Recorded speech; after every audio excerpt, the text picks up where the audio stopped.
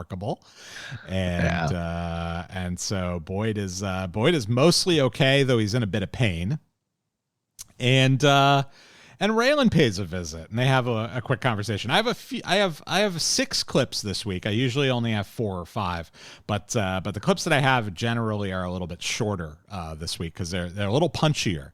The scenes are a little bit shorter, a little bit punchier. The dialogue's a little bit less this week. There's a lot of action in this episode. So here's our first clip. That ain't exactly true, is it? What you told him about bringing me here? I called it in, made sure they knew you were emergent. You handcuffed me to a bumper. You left me there without so much as a fare thee well. You could hear the sirens on their way. Must have given you some solace. I don't suppose you've come to tell me you found her. I found her truck some down the road, abandoned. No sign beyond. Gotta suck. Be that close to the prize, have it shot out of your hand. I kind of know how you feel. No, you don't. I don't believe in a world where you know how I feel. I didn't realize disappointment was a domain exclusive unto Boyd Crowder. Well, Raylan, if we're gonna play it that simple, then let's talk about your disappointments. What disappoints you, Raylan Givens? The fact that you weren't the one who got to shoot me? Where's she going? Well, you will me out of here. I'll take you straight to it. That's funny. Oh, well, it doesn't have to be funny. Come on, Raylan, me and you. One more ride together. See if we can't find a reasonable solution to our problem. Which is our problem exactly? The money or Ava? Well, ain't they the same problem, Raylan? Are they to you?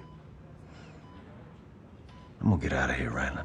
Mm-hmm. Sooner or later, one way or another, I'm gonna get out of here. And when I do, I'm gonna go get that money. Which sets me to thinking, how long you think she's got? Long enough for you to execute your great escape? Get to her before Markham and his boys do? Then I got to wondering further what they're gonna do to her if they get there first. Well, maybe she has whatever that is coming. Oh, I see. And you're cool with that? Them dishing out retribution however they see fit? Are you?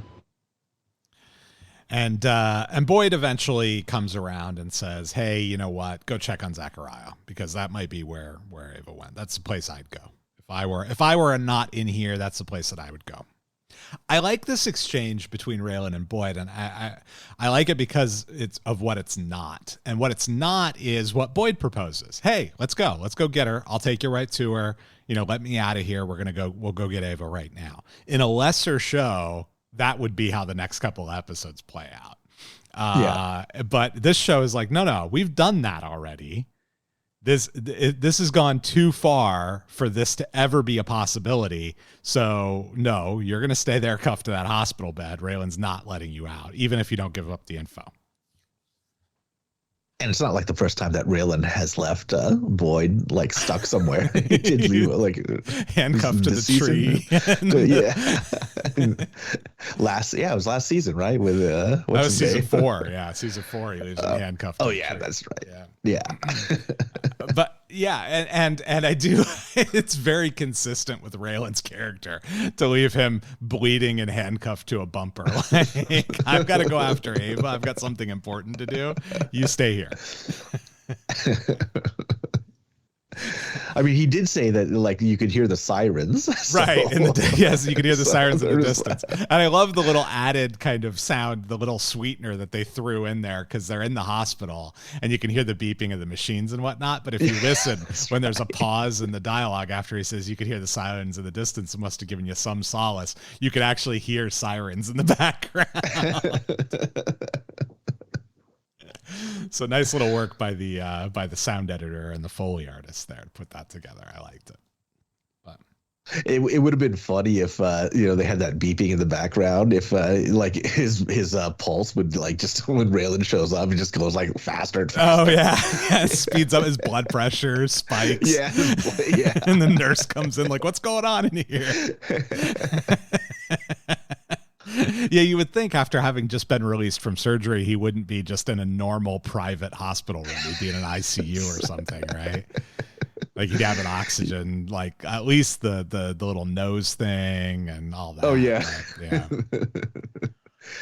He's Bruce Willis in Unbreakable. Yes. Boy, based on how the next two episodes play out, you might actually be right about that. by the end of episode 13, when they have a final standoff, he doesn't even look hurt anymore. Oh, that's right. Like he's completely forgotten his gunshot wound. And that's over the course of what, 48 hours, maybe? Barely 48 hours, and after multiple like physical conflicts and like climbing up a mountain, and yeah, it's wild. Almost getting blown up again. So, speaking of climbing up a mountain, Zachariah and Ava are pulling a sled up a mountain with all that money. And as we talked about last week, that money weighs about 200 pounds across those two bags, 212, 214, something like that. Yep. And they're headed up to a decommissioned aid station that was designed to help trapped miners. That was built in the 80s, but hasn't been used because they closed down that mine. And so they're using that as sort of a command post to try and find another way to get further up the mountain, because they're heading for Groobs. And we remember Groobs was mentioned earlier this season when they were looking to figure out a way to get Ty Walker out of town. They talked about Groobs and the moonshine trails up in the mountains that could potentially get you out of Harlan County. And those trails are a maze, and Groobs is the only one who knows them. So Ava is hopeful that she can strike a bargain with Groobs to help get her out of town. Zachariah thinks that he might be able to get an ATV started, but that doesn't ever come to fruition. Yeah. And sorry, go ahead.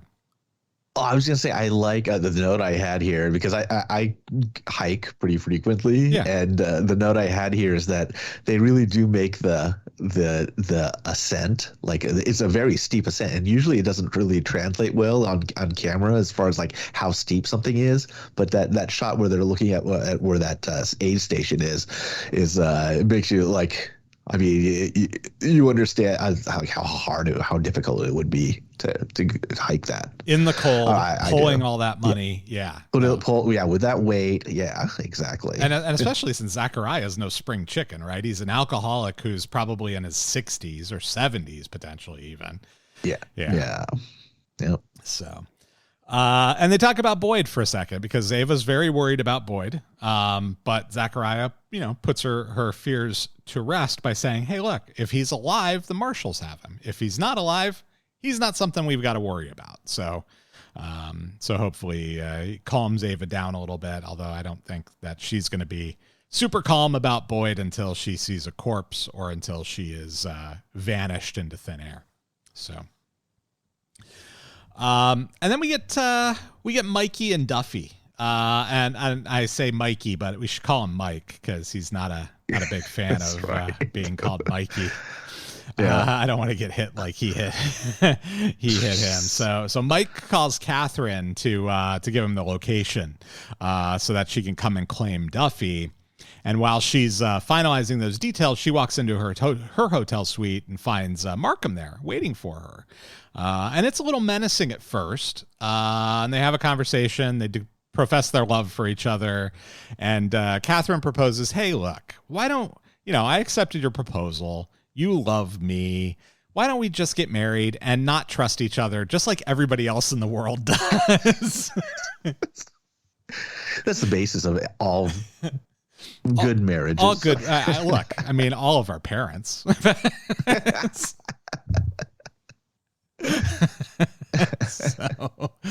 So they reach I would call it an uneasy agreement myself, but I think they, in their own heads, they're more into it than it appears to be from the outside, right? Like, you've got this moment where like she reaches for her purse, in order to presumably secure her gun, and he won't let her have it. And then he stands up and kind of puts his hand around her throat in a very sort of menacing way, where you're left wondering like, oh, what's he going to do here? And he chooses not to do anything. And then in fact promises that if she lets him take care of Wynn Duffy, he'll bring her his head as a wedding gift. And boy, does that get Catherine's panties wet. Yeah, I was gonna say. Well, there is precedent. Remember, like when when Catherine shot what's his name, the Seabass, Seabass, yeah. I mean, they went you laid the pipe to her back at the end of that. That's actually, you're absolutely right about that. I forgot about that. They were making out on the bloody viscera. So this makes sense too. When she's like, but everybody has their turn ons. Some people like to be choked. Some people like to be tied up. Other people like to murder and bathe in the blood. Yep. I'm not here to kink shame. No, don't let me yuck your yum, guys. You do you.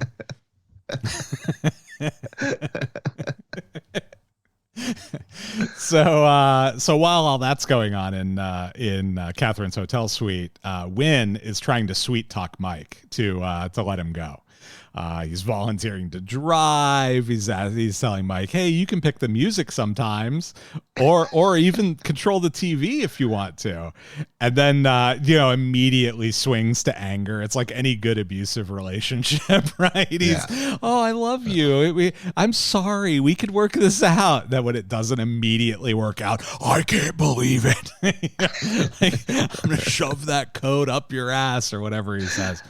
And Mikey gives him a massive blow to the dome and tells him, "Hey, you were as close to family as I ever had. I believed in you, Wynn. It's not about the code." And we also find out that he does not like being called Mikey. Yes. Which is definitely something we're hearing about for the first time after 6 seasons of Wynn calling him Mikey. All right. After that, we get a little scene with the Loretta, and Boon is waiting for her in her car. Which this is after school, right? Did you get that? Is that what? Yeah. Okay. That's the way. Yeah, that's the way I thought. I mean, because she had a bag with her. Yeah, right? Backpack. Right. So that's what I thought too, and that's what I assumed. It's just very unusual that I find it unusual that Loretta is going to school. It doesn't seem like it would be super high on her priority list right now, given that she's trying to acquire most of Harlan County. She's trying to be a real estate mogul in Harlan County, a real estate weed tycoon, and she's attending a public high school in Lexington. And you know what's funny? Boon, his thing would be, I pictured him like cruising the high school. Oh, absolutely.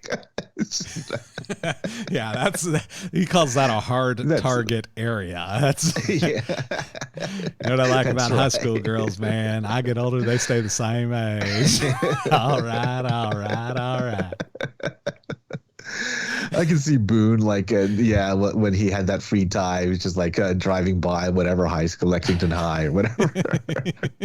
There's a song in a Bloodhound, or a line in a Bloodhound Gang song. 3:00 on the dot, time to cruise the 8th graders. Jeez. So Boone, of course, being the creep that we've correctly identified him as here, proposes an alliance in the creepiest possible way. And I have a clip of that. See, Buckle, I'm just looking to keep my girls safe. Are you looking for this? Come on. When I was a kid, can't tell you how many foster daddies I had. Angry pricks, one and all, lay 3 hots in a cot with the side of ass whooping.